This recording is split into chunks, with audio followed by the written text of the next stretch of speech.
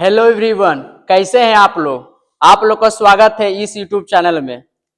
आप लोग के लिए क्लास 10th का भूगोल चैप्टर 1 संसाधन एवं उपयोग, ये पहला चैप्टर है। इसका ऑब्जेक्टिव आप लोग को मतलब कि बताया जाएगा समझा समझा कर। तो आप लोग इस यूट्यूब चैनल पर बने रहिएगा और ध्यान दीजिएगा कि इसका क्या सही जवाब होगा। तो चलते हैं, पहला प्रश्न क्या है। पहला प्रश्न है, संसाधन के विवेकपूर्ण उपयोग का प्रस्ताव किस वर्ष आया। संसाधन का विवेकपूर्ण उपयोग का प्रस्ताव किस वर्ष आया। जैसा कि यहां पर देख रहे हैं 4 ऑप्शन दिया गया है, तो इसका सही जवाब क्या होगा। 1968, 1975, 1987, 1991। इसका सही जवाब क्या होगा। इसका सही जवाब होगा 1968, ऑप्शन नंबर ए। अगला प्रश्न, ज्वारीय ऊर्जा निम्न में से किस प्रकार का संसाधन है। ज्वारीय ऊर्जा निम्न में से किस प्रकार का संसाधन है। अनवीकरणीय, नवीकरणीय, दोनों, इनमें से कोई नहीं। तो इसका सही जवाब होगा ज्वारीय ऊर्जा नवीकरणीय संसाधन है, क्योंकि नवीकरणीय संसाधन का मतलब होता है कि जो संसाधन का हम लोग उपयोग कर रहे हैं उसका पुनः पूर्ति होना, मतलब फिर से दोबारा मिल जाना।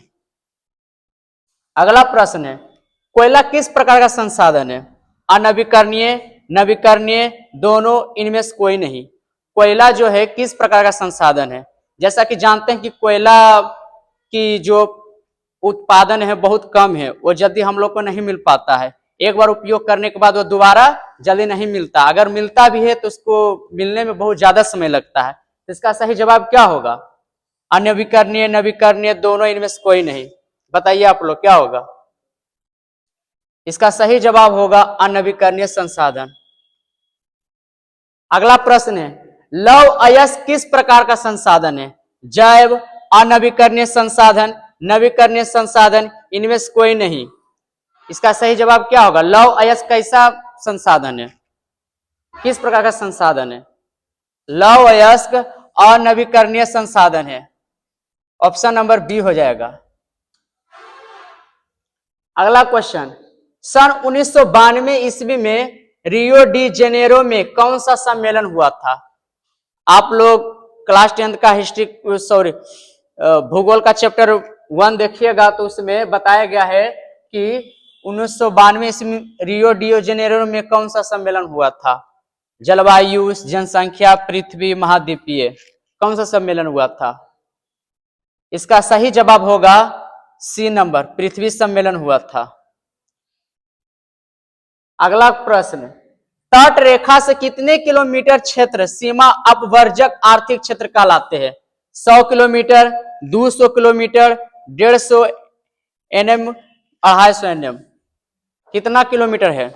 इसका सही जवाब बताइएगा। तो इसका सही जवाब हो जाएगा 200 किलोमीटर, ऑप्शन नंबर बी।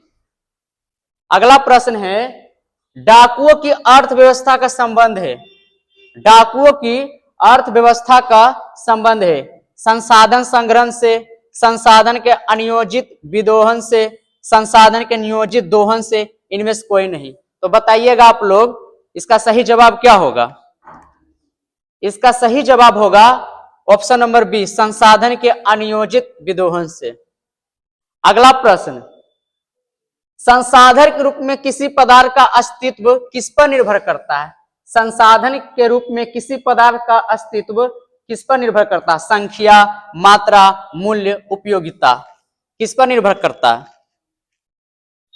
बताइएगा आप लोग, जल्दी बताइए, जल्दी बताइएगा किस पर निर्भर करता है। इसका सही जवाब होगा कि कोई भी संसाधन उपयोगिता के आधार पर निर्भर करता है, ऑप्शन नंबर डी हो जाएगा।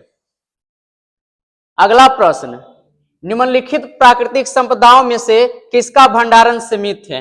यहां पर देख रहे हैं कि 4 ऑप्शन है, कोयला, हवा, मिट्टी, सौर शक्ति। तो इसमें से कौन सा ऐसा संसाधन है जिसका इस वातावरण में, इस पृथ्वी पर उसकी मात्रा सीमित है, यानी कि परफेक्ट रूप से है। अगर सोचिएगा ज्यादा उसका खर्च करे तो फिर परेशानी हो सकती है। इसका उत्पादन सबसे कम है, मतलब सीमित है।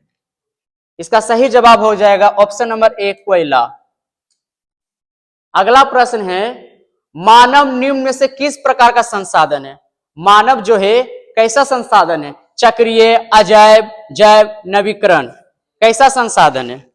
सही आंसर ऑप्शन नंबर सी हो जाएगा, जैव संसाधन। अगला प्रश्न, सौर ऊर्जा निम्नलिखित में से कौन सा संसाधन है? सौर ऊर्जा निम्नलिखित में से कौन सा संसाधन है?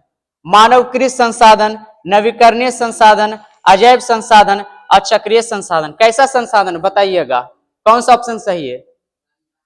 हाँ, सौर ऊर्जा जो है नवीकरणीय संसाधन, ऑप्शन नंबर बी हो जाएगा। अगला प्रश्न, लिमिट्स टू ग्रोथ नामक पुस्तक किस वर्ष प्रकाशित हुई थी? लिमिट्स टू ग्रोथ नामक पुस्तक किस वर्ष प्रकाशित हुई थी? 1990, 1982, 1975, 1972। किस वर्ष प्रकाशित हुआ? इसका सही जवाब हो जाएगा ऑप्शन नंबर डी, 1972। अगला प्रश्न है, निम्नलिखित में से किसका कथन है संसाधन होते नहीं बनते? ये वाला प्रश्न अधिकांश एग्जाम में पूछे जाते हैं कि किनका कथन है कि संसाधन होते नहीं बल्कि बनते हैं? Eratosthenes, Darwin, Zimmermann, Malthus. इसका सही जवाब हो जाएगा ऑप्शन नंबर क्या हो जाएगा? सी, जिम्मरमैन। अगला प्रश्न, समुद्री क्षेत्र में राजनैतिक सीमा के कितनी किलोमीटर क्षेत्र तक राष्ट्रीय संपदा निहित है? 10.2 किलोमीटर, 15.5 किलोमीटर, 12.2 किलोमीटर, 19.2 किलोमीटर। कितना होगा? इसका सही जवाब हो जाएगा 19.2 किलोमीटर, ऑप्शन नंबर डी हो जाएगा। अगला प्रश्न, पर्यावरण दिवस कब मनाया जाता है? ये तो आप लोग जानते ही होंगे कि पर्यावरण दिवस कब मनाया जाता है। पर्यावरण दिवस 5 जून को मनाया जाता है। तो आप लोग का चैप्टर 1 संसाधन का ऑब्जेक्टिव प्रश्न समाप्त होता है और आप लोग को इस YouTube चैनल में जुड़े रहने के लिए बहुत बहुत धन्यवाद।